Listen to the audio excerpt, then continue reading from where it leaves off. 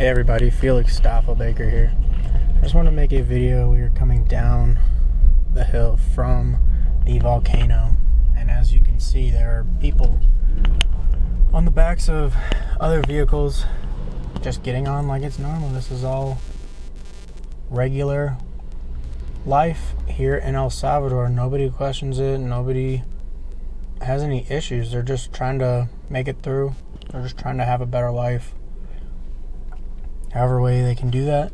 And a lot of times when the government comes in and overreaches and tries to tell you can and can't do this, it really affects your ability to have freedom, your ability to choose for yourself, even if it's not maybe the most efficient way. Maybe they could have a Greyhound bus and they all could be sitting down, but that's something that we've came used to in the West, where we have regulations and henpecked us all into the ground. Where here, they're doing the same thing. It's getting them from point A to point B. Nobody's having any issues. They're just going about their day, and that's just the way things go. Everybody harmonizes and works together for the better good.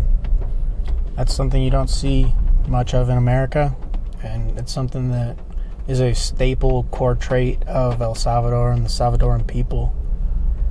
And you just continue every day to see how they take virtually nothing that they have and they turn it into something worth having.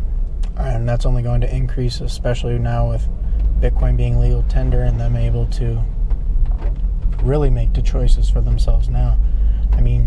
Freedom is dangerous. Freedom is radical. Freedom is literally not listening to anybody.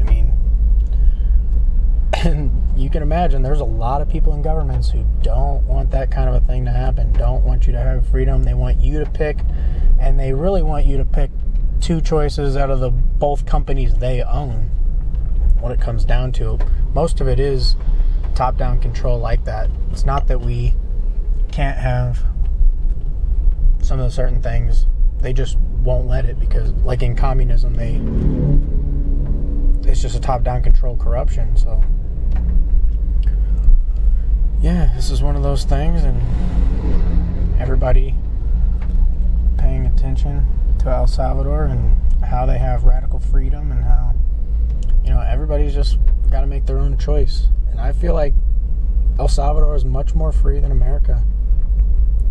Right now, you're just allowed to do so much stuff here to just exist, where in America you'd get put in jail definitely for this.